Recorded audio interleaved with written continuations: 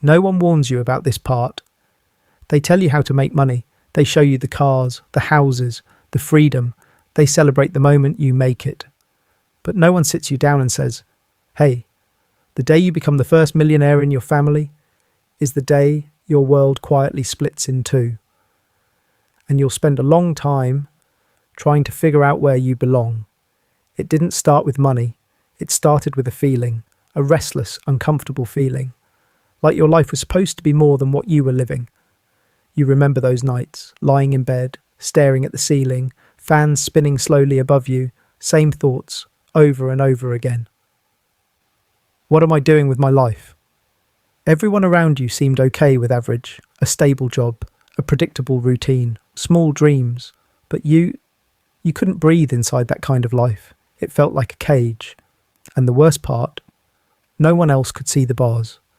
So when you talked about your ideas, starting something, building something, becoming something, they smiled, nodded, but deep down, they didn't believe you. You could feel it in the way they changed the subject, in the jokes they made, in the silence after you spoke.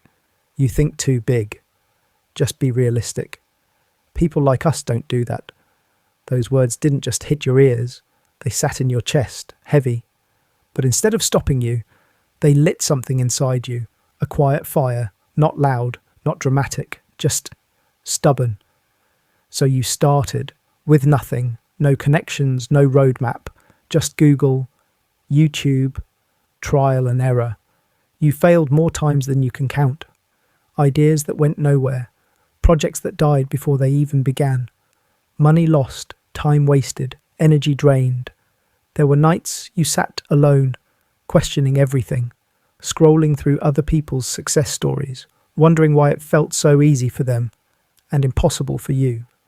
But what no one saw was that you kept going anyway.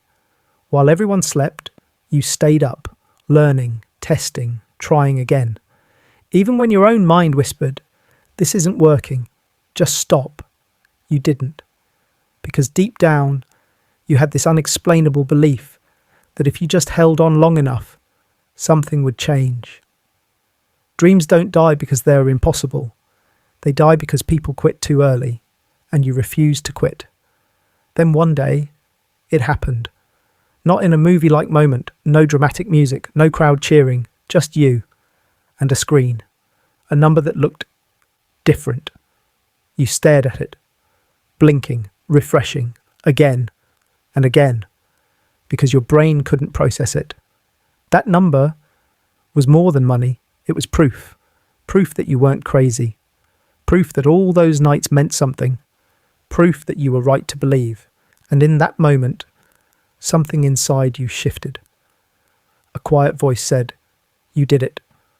Not perfectly, not permanently, but enough. Enough to know you had crossed a line most people never do, and for the first time in your life, you felt free. You could breathe. You weren't trapped anymore. Money started flowing, not all at once, but steadily, predictably. Your life began to change.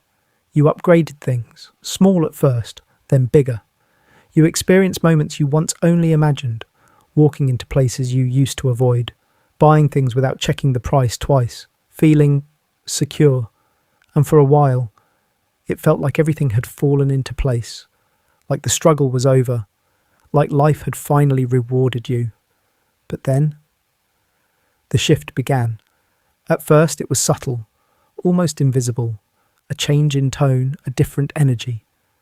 Your phone started ringing more, messages from people who hadn't checked on you in months, family members suddenly curious about your life. How's work going? You must be doing really well now. We're so proud of you. And you smiled because you wanted that. You wanted them to be proud. But then the questions changed, slowly, quietly. "Hey, can you help with something? It's just temporary. You're the only one who can do this." And just like that, your success stopped being yours. It became shared, expected. You didn't mind helping, you never did, but something felt off, because it wasn't just help anymore. It was pressure, unspoken, but heavy. And every time you hesitated, you felt guilty. Like saying no meant you forgot where you came from. Like setting boundaries meant you had changed, so you said yes, again and again. Until one day, you realised no one was asking how you felt anymore, only what you could give. And then, your friends, some of them stayed the same, but others, you could feel it, the distance, the tension.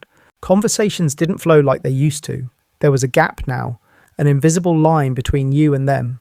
Some looked at you differently, like you were no longer one of them. Others stayed close, but something about it felt off.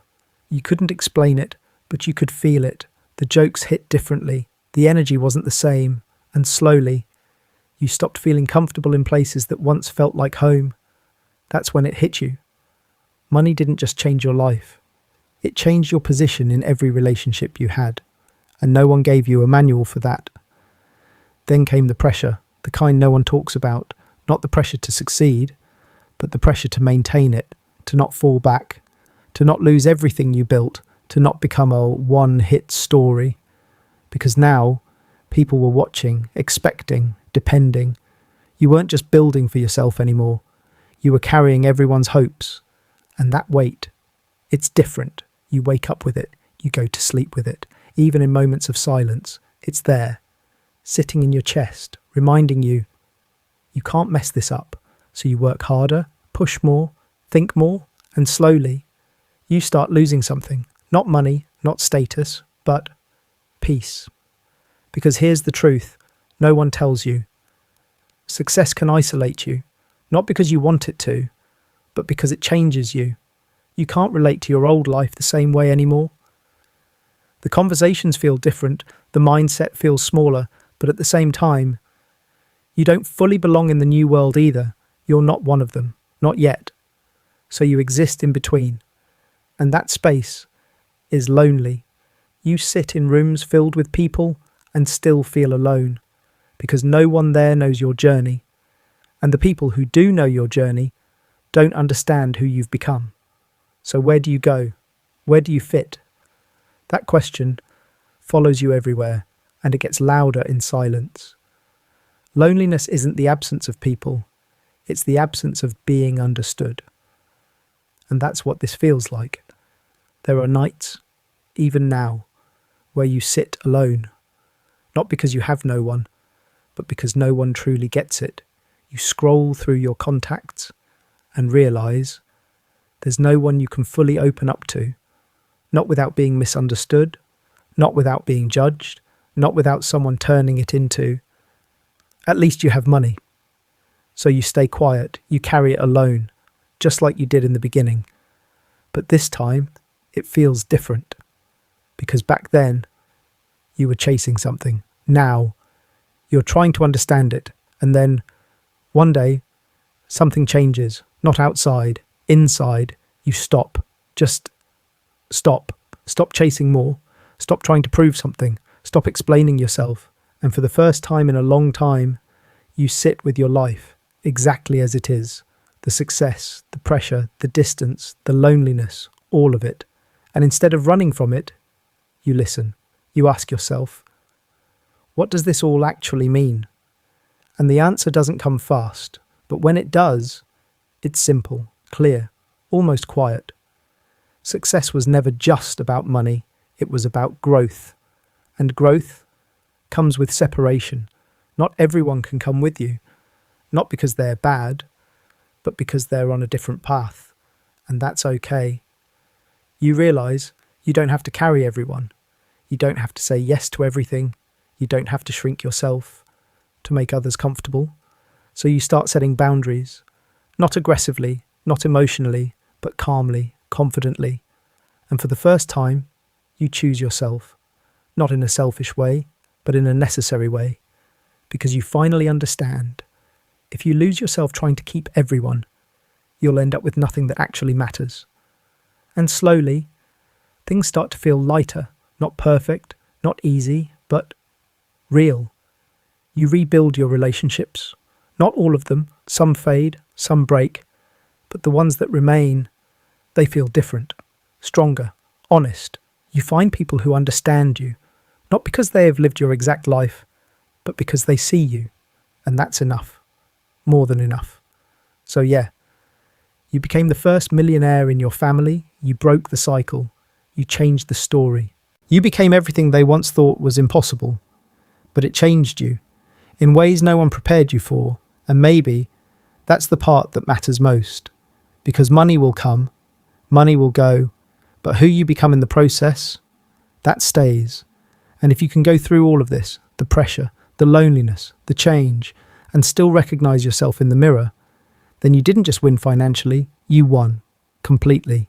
Because at the end of the day, this was never just about becoming rich, it was about becoming someone strong enough to stand alone without feeling empty, someone wise enough to grow without losing their soul, someone real enough to say, I made it, but I didn't lose myself. And maybe that's the kind of success no one can take away from you.